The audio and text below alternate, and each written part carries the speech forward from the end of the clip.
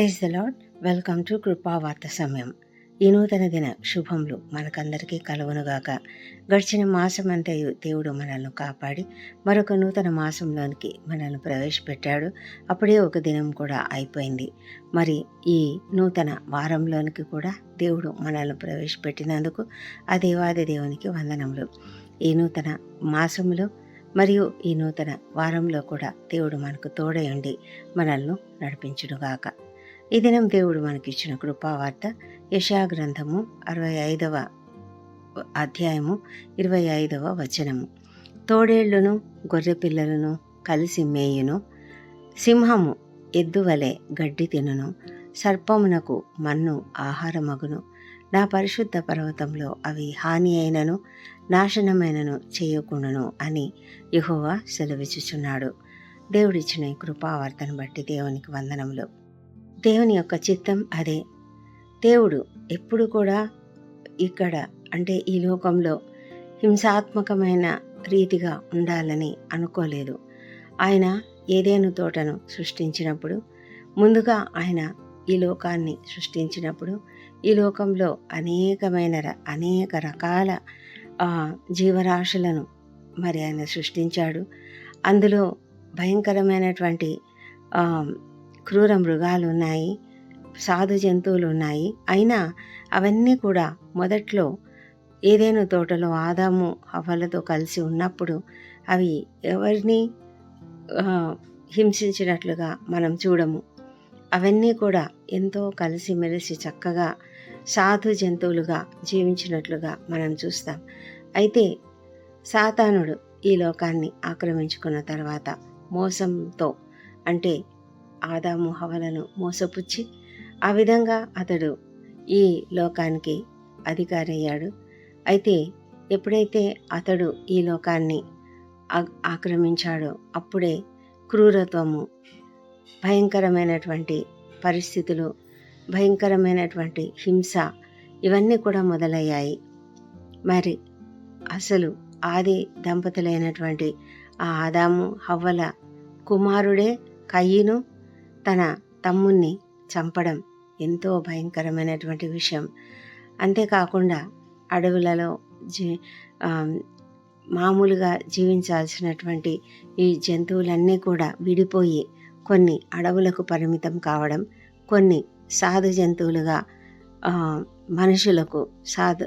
మనుషులకు అలవాటై మాలిమై మనుషులకు సహాయపడే జంతువులుగా మారిపోవడం మనము చూసాము.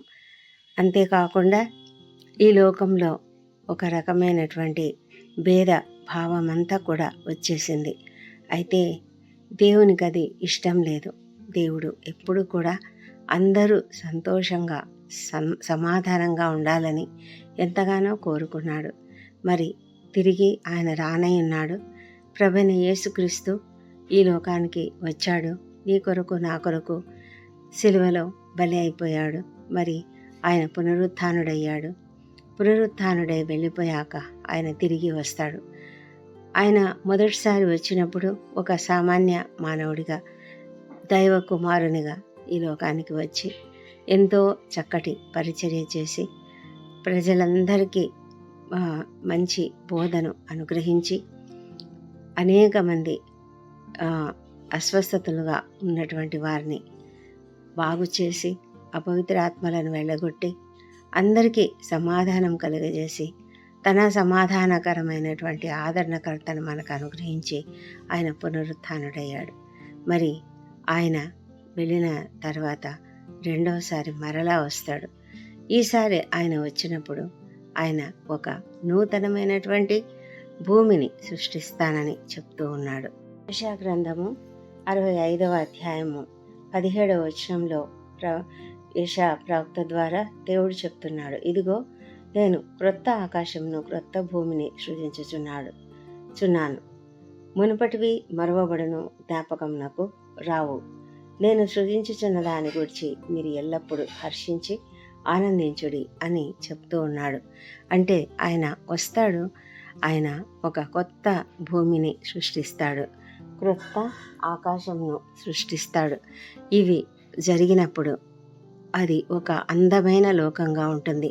ఎంత అందమైన లోకంగా ఉంటుందంటే ఈ 25వ వచనంలో చూసినట్లయితే, తోడేళ్ళును గొర్రె పిల్లలను కలిసి మేస్తాయట, సింహము ఎద్దు వలె గడ్డి తింటుందట, సర్పమునకు మన్ను ఆహారం అవుతుందట, నా పరిశుద్ధ పర్వతంలో అవి హాని అయినను నాశనమైనను చేయకుండును అని చెప్తూ ఉన్నాడు. ఇలా జరగడం అనేది ఎంత అద్భుతకరం కదా.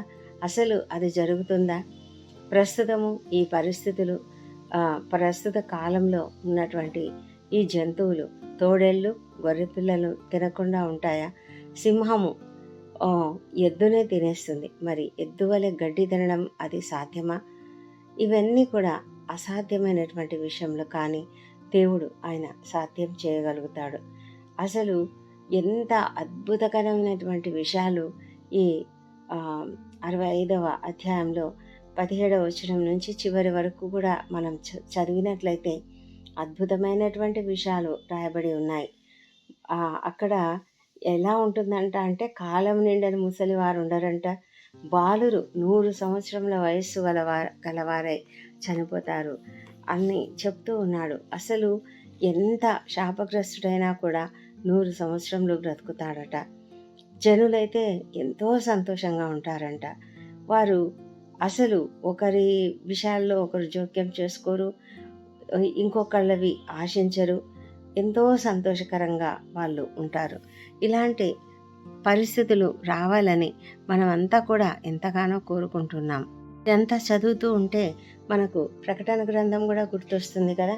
ప్రకటన గ్రంథంలో 21వ అధ్యాయం అంతా కూడా మనం చూసినట్లయితే, దేవుడు ప్రతి ఒక్కరికి, అంటే మనమంతా కూడా ఆయన ప్రజలమై ఉంటాము.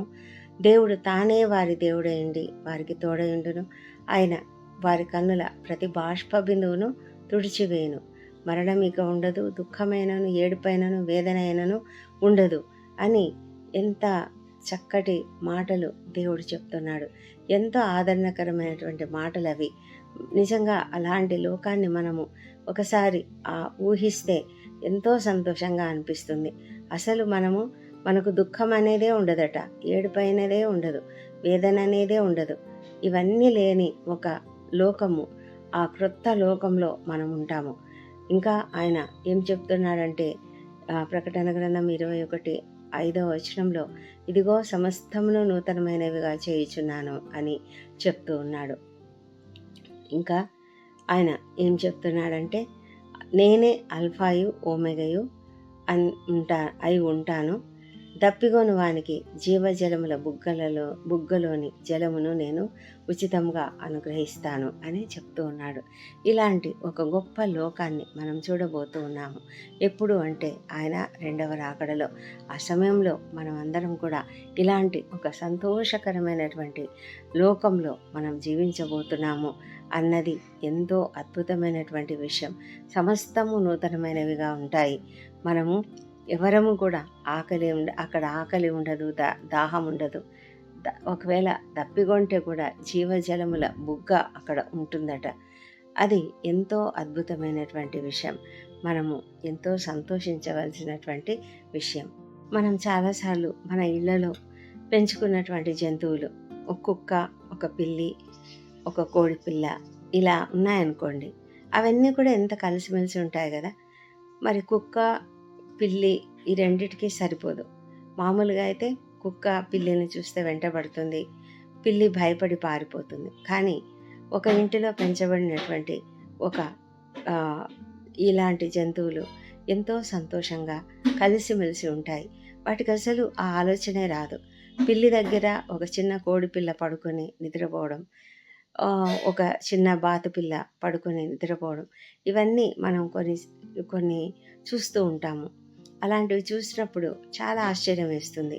అంటే అవి తమ యొక్క ఒరిజినల్గా వాటిలో ఉన్నటువంటి ఆ స్వభావాన్ని మర్చిపోయి సంతోషకరమైనటువంటి ఆ మంచి స్వభావాన్ని కలిగి ఉండడం అనేది ఎంతో ఆశ్చర్యకరమైనటువంటి విషయం. అలాంటి పరిస్థితులు దేవుడు మనకు తీసుకొని వస్తాడు అని దేవుడు చెప్తూ ఉన్నాడు. ఏ క్రూర జంతువు కూడా ఇతర మామూలు జంతువులను వేటాడవు. ఎద్దు ఎద్దులాగా ఒక సింహం గడ్డి మేస్తుంది అంటే ఎంత ఆశ్చర్యకరమో కదా. ఎలాంటి గొప్ప సంగతులు జరగబోతున్నాయి. యెషయా రాసినటువంటి మాటలు మనకు ఒక దేవుని యొక్క ఒక నిత్యమైనటువంటి ఆ లోకంలో, నిత్యమైనటువంటి ఆ రాజ్యంలో ఎంత అద్భుతంగా ఉంటాయో అదేవిధంగా మనుషులు కూడా అలాగే ఉంటారు. ప్రస్తుత కాలంలో జరుగుతున్నటువంటి పరిస్థితుల్లో మనం చూస్తే ఎంత భయంకరమైన పరిస్థితులు మనం ఎదుర్కొంటున్నామో. ఒక మనిషి ఇంకొక మనిషిని క్రూరంగా చంపడం, ఒక మనిషి ఇంకొక మనిషిని భయంకరంగా బాధించడం, నేరాలు, ఘోరాలు, అత్యాచారాలు, చిన్న పిల్లలను కూడా చూడడం లేదు. ఇంత భయంకరమైనటువంటి పరిస్థితులు మనం ఎదుర్కొంటున్నాం. కానీ అలాంటివన్నీ ఇంకా ఏమీ ఉండవు ఆ లోకంలో. నిత్యమైనటువంటి ఆ లోకంలో, దేవుని రాజ్యంలో అలాంటివన్నీ ఏమీ ఉండవు. దేవుడు తన యొక్క అలాంటి ఒక కొత్త రాజ్యాన్ని, కొత్త లోకాన్ని సిద్ధపరచడానికి ఆయన సిద్ధపడుతూ ఉన్నాడు. ఆయన మరొక కొత్త క్రియేషన్ని, అంటే కొత్త సృష్టిని సృష్టిస్తాడట. దేవుడు ఎంత గొప్ప ఆలోచనలో ఉన్నాడు. ఆ ప్రణాళిక, ఆయన ప్రణాళిక అది తప్పకుండా నెరవేరుతుంది. ఎందుకంటే ఆయన చెప్పిన ఏ మాట కూడా నిరర్థకం కాదు కూడా. ఎందుకంటే ఆయన చెప్పినట్లే ప్రభువైన యేసుక్రీస్తు ఈ లోకానికి వచ్చాడు. ఆయన చెప్పినట్టే ఆయన నీ కొరకు నా కొరకు సిలువలో మరణించాడు. ఆయన చెప్పినట్టే పరిశుద్ధుడైనటువంటి ఆ ప్రభువైన యేసుక్రీస్తు పునరుత్థానుడయ్యాడు. ఆయన చెప్పినట్టే ఆయన ఆరోహణమయ్యాడు. తిరిగి అదే విధంగా ఆయన చెప్పినట్లే తిరిగి వస్తాడు. మరి ఎవరైతే ఆయనను నిజంగా ప్రేమిస్తూ ఉన్నారో, ఎవరైతే ఆయనను నిజంగా ఆరాధిస్తూ ఉన్నారో అలాంటి వారంతా కూడా ఆయన యొక్క నూతన రాజ్యంలో ఉంటారు. నూతనంగా ఆయన సృష్టించే ఆ కొత్త ఆకాశంలో, కొత్త భూమిలో వాళ్ళు ఉంటారు. ఆ విధంగా ఉండి ఒక అద్భుతమైనటువంటి, అందమైనటువంటి ఆ ప్రదేశంలో నివసిస్తారు. కలిసిమెలిసి నివసిస్తారు. ఎలాంటి దుఃఖము, బాధ, ఏడుపు, వేదన ఏమీ ఉండవు. కాబట్టి ఆ దేవుణ్ణి మనం నమ్ముతున్నాం కదా, ఆయన పైన మనం విశ్వాసం ఉంచుతున్నాం కదా, ఆయన మన కొరకు అది నియమిస్తున్నాడు అన్న విషయాన్ని బట్టి మనం సంతోషంగా ఉండాలి. ఆయన మన కన్నులు తెరుస్తాడు. మనము అవన్నీ కూడా చూడగలుగుతాము. సమాధానం మనకు ఉంటుంది. ఆయన సన్నిధిలో మనము నిత్యము శాంతితోనూ సమాధానంతోనూ జీవించగలుగుతాము. అలాంటి గొప్ప లోకం కొరకు మనం ఎదురు చూస్తుండగా ఈ లోకంలో జీవించినంత కాలం కూడా మనం ఆయనకు విధేయులమై ఆయన చిత్తానుసారంగా జీవిస్తూ, ఆయనకిష్టలంగా జీవిస్తూ, ఆయన పైన విశ్వాసం ఉంచి జీవిద్దాం. దేవుడి కృపావర్తను దీవించును కాక. పరిశుద్ధుడా మా ప్రియ పరలోకపు తండ్రి, నీకు వందనములు. అవును తండ్రి, నీవు అద్భుతాలు, ఆశ్చర్యకారాలు చేసే దేవుడవు తండ్రి. మా తండ్రి దేవా, నీవు ఇచ్చినటువంటి ఏ వాగ్దానం కూడా నిరర్థకం కానేరదు. నీవు చెప్పినట్లుగా సమస్తము జరుగుతుంది ప్రభా. పరిశుద్ధ గ్రంథంలో రాయబడినటువంటి ప్రతి ప్రవచనం కూడా నెరవేరుతుంది. అవును ప్రభా, నీవు నూతన ఆకాశంను, నూతన భూమిని సృష్టించబోతున్నావు. క్రొత్త ఆకాశము, క్రొత్త భూమి. అదేవిధంగా ఆ లోకము, నీ యొక్క రాజ్యము, నిత్యమైనటువంటి నీ యొక్క రాజ్యము, ఆ రాజ్యంలో దుఃఖమైన, వేదనైన, ఏడుపైన ఉండదు ప్రభా. అలాంటి గొప్ప లోకాన్ని మీరు సృష్టించబోతున్నారు. అక్కడ అద్భుతంగా తోడేళ్ళు, గొర్రెపిల్లలు కలిసి జీవిస్తాయి. సింహము ఎద్దులాగా గడ్డి మేస్తుంది. బాలుడు తోడేళ్లను, గొర్రెలను, సింహములను అన్నిటినీ కలిపి మేపుతాడు అని రాయబడి ఉన్నది ప్రభా. అంత గొప్ప అద్భుతకరమైనటువంటి సంఘటనలు జరుగుతాయి అంటే ఎంత ఆశ్చర్యకరమైనటువంటి విషయం ప్రభా. మరి తండ్రి, మేము నిన్ను నమ్మి ఉన్నాము, నీ బిడ్డలుగా జీవిస్తున్నాము తండ్రి. మేము ఆ కొత్త లోకం కొరకు ఎదురు చూస్తున్నాము. ఆ క్రొత్త జీవితం కొరకు ఎదురు చూస్తున్నాము. ఆ క్రొత్త దుఃఖము లేని, ఏడుపు లేని, సంతోషకరమైనటువంటి, సమాధానకరమైనటువంటి ఆ లోకంలో జీవించాలని ఎంతగానో ఇష్టపడుతున్నాము. కాబట్టి మేము సిద్ధంగా ఉండడానికి సహాయం చేయండి. ఆ విధంగా సిద్ధపడాలంటే మా జీవితాలలో మాకున్నటువంటి ప్రతి బలహీనతను మేము తీసివేసుకొని తొలగించుకొని తండ్రి నీకు ఇష్టమైనటువంటి వారుగా నీ చిత్తానుసారంగా జీవించడానికి మాకు సహాయం చేయమని ప్రార్థన చేస్తున్నాం ప్రభా. తండ్రి నీ యందు విశ్వాసము అధికం చేయండి ప్రభా. నాయన మేము నీ పట్ల అత్యధికమైన విశ్వాసం కలిగి నీకు విధేయులుగా జీవిస్తూ నిన్ను ఆరాధించేవారుగా ఎల్లప్పుడూ నీతో సహవాసం కలిగి నీతో నిత్యము సమయం గడిపేవారుగా ఉండడానికి సహాయం చేయమని ప్రార్థిస్తున్నాం తండ్రి. పెద్దలకడ నేను ప్రార్థిస్తుండగా మీరు మా మనవులు ఆలకించమని వేడుకొంచున్నాము తండ్రి. మా అపరాధములను క్షమించండి, ఇతరులు మాడలా చేసిన అపరాధములను మేము కూడా క్షమిస్తున్నాము తండ్రి. మా పనులలో మాకు తోడై ఉండండి. మా ఉద్యోగ జీవితాలలో మాకు కావాల్సినటువంటి మహిమకరమైనటువంటి పరిస్థితులు దయచేయండి తండ్రి ప్రభా. ఇతరులకు మేము ఉపయోగకరంగా ఉండినట్లుగా క్షేమాభివృద్ధికరమైనటువంటి మాటలు మాట్లాడే జీవితం మాకు దయచేయమని వేడుకొంచున్నాము. విద్యార్థులను దీవించండి, వారికి మంచి ఆరోగ్యం అనుగ్రహించండి తండ్రి. వారికి చక్కటి జ్ఞానం అనుగ్రహించి చక్కటి ఉన్నత స్థితికి వారిని తీసుకురమ్మని ప్రార్థిస్తున్నాము.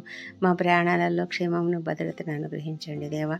నిన్ను ఎరగని ప్రతి ఒక్కరూ నిన్ను తెలుసుకొనిలాగున సహాయం చేయండి ప్రభా. తెలిసి కూడా నాయన నిన్ను అంగీకరించని భయంకరమైన కఠినమైనటువంటి హృదయాలున్న ప్రతి ఒక్కరి హృదయాలను మీరు తెరవమని ప్రార్థిస్తున్నాం తండ్రి. వారితో మీరు మాట్లాడమని ప్రార్థిస్తున్నాం తండ్రి. వారిని మీరు తాకమని ప్రార్థిస్తున్నాం ప్రభా.